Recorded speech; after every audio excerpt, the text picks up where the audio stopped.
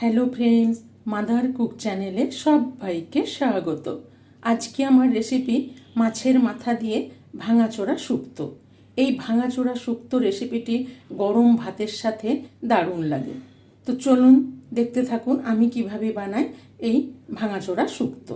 তো এই ভাঙাচোরা শুক্তো বানাবার জন্য এখানে নিয়ে নিয়েছি একটা গোটা রুই মাছের মাথা। এই মাথাটাকে দেখুন আমি 4 টুকরো করে ভালো করে ধুয়ে পরিষ্কার করে লবণ হলুদ মাখিয়ে রেখেছি। আর এখানে ফোড়নের জন্য নিয়ে নিয়েছি 2টো তেজপাতা, 2টো শুকনো লঙ্কা, 1 চামচ সর্ষে, হাফ চামচ মেথি আর 1 চামচ রাঁধুনি। আর এখানে নিয়ে নিয়েছি 1 টেবিল চামচ আদা বাটা। এখানে আদা বাটাটা একটু বেশিই লাগবে। এখানে আমি নিয়ে নিয়েছি কিছু সবজি। একটা বড় সাইজের বেগুন 4 পিস করে এরকম পাতলা পাতলা করে কেটে রেখেছি। পেঁপে তাই এরকম লম্বা ফালি করে লম্বা পিস করে এরকম পাতলা পাতলা করে কেটে রেখেছি। এখানে 2টো ঝিঙা নিয়েছি মিডিয়াম সাইজের। ঝিঙেগুলোকেও মাঝে হাফ করে এরকম পাতলা পাতলা করে কেটে রেখেছি। আর এখানে একটা নিয়ে নিয়েছি বড় সাইজের আলু। আলুটাকেও 4 পিস করে এরকম হাফ পাতলা পাতলা করে কেটে রেখেছি। গ্যাসে আমি আগের থেকে একটা কড়াই চাপিয়ে গরম করতে দিয়ে দিয়েছি। আর এখানে দিয়ে দেবো বেশ খানিকটা সর্ষের তেল। এখানে 3 টেবিল চামচ সর্ষের তেল দিয়ে তেলটাকে ভালো করে গরম করে নিলাম। এবার এখানে প্রথমে মাছের মাথাগুলো ভেজে নেব। মাথাগুলো দিয়ে দিলাম।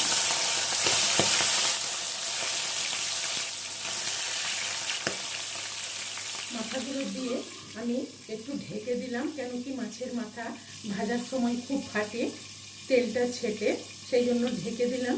ঢেকে লো টু মিডিয়াম ফ্লেমে রেখে মাছের মাথাগুলোকে ভালো করে ভেজে নেব। ঢাকাটা খুলে দেখে নেব। এবার মাথাগুলোকে একটু উল্টে দেবো। মাথাগুলো এক পিঠে ভেজে নিয়ে উল্টে দিলাম, আবার একটু ঢেকে দেবো। মাথাগুলোকে আমি উল্টে পাল্টে ভালো করে ভেজে নিলাম। এবার মাথাগুলোকে তুলে নেব। মাছের মাথাগুলো তুলে নিয়ে আর 1 চামচ তেল দিয়ে দিলাম। এবার এখানে যে ফোড়নটা নিয়েছি এই ফোড়নগুলো দিয়ে দেব। তেজপাতাটা একটু ছিঁড়ে দেব। তেজপাতাটা দু টুকরো করে দিয়ে দিলাম, দিয়ে একটু ভেজে নেব। মেথিটা অল্পই দেবেন, কেন মেথিটা বেশি দিলে তেতো লাগবে, সেই জন্য মেথিটা অল্প দিলাম। দিয়ে দেখুন ফোড়নটাকে ভালো করে ভেজে নিলাম। এবার এখানে দিয়ে দেবো আলুটা। আলু আর পেঁপেটা একটু শক্ত জিনিস, সেই জন্য আলু পেঁপেটা একটু আগে দিয়ে দিলাম। আলু পেঁপেটা দিয়ে হাই ফ্লেমে একটু ভেজে নেব।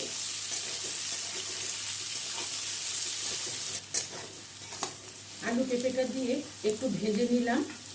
এবার এখানে কেটে রাখা বেগুনটা দিয়ে দেবো। বেগুনটা দিয়েও একটু ভালো করে আলু পেঁপের সাথে ভেজে নেব। বেগুনটা দিয়েও একটু ভেজে নিলাম।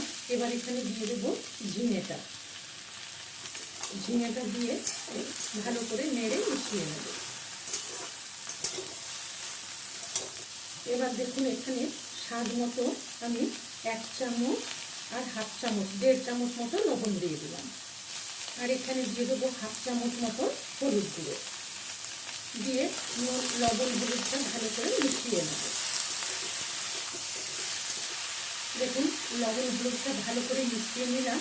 এবার গ্যাসের ফ্লেমটা লো টু মিডিয়ামে রেখে একটু ঢেকে দেব, যাতে সবজিগুলো সব নরম হয়ে যায়, একটু সেদ্ধ হয়ে যায়। ঢাকাটা খুলে মাঝে মধ্যে নেড়ে নেব। নিয়ে আবার একটু লো করে ঢেকে দেব।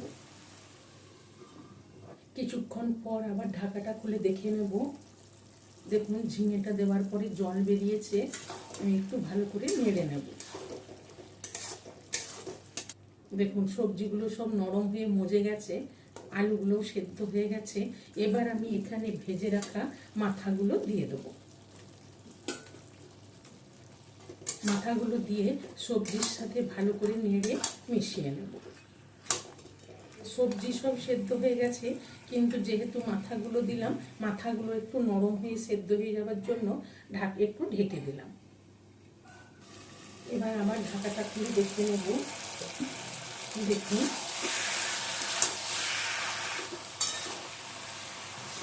মাথাগুলোকে একটু খুন্তি দিয়ে একটু ভেঙে ভেঙে দেব।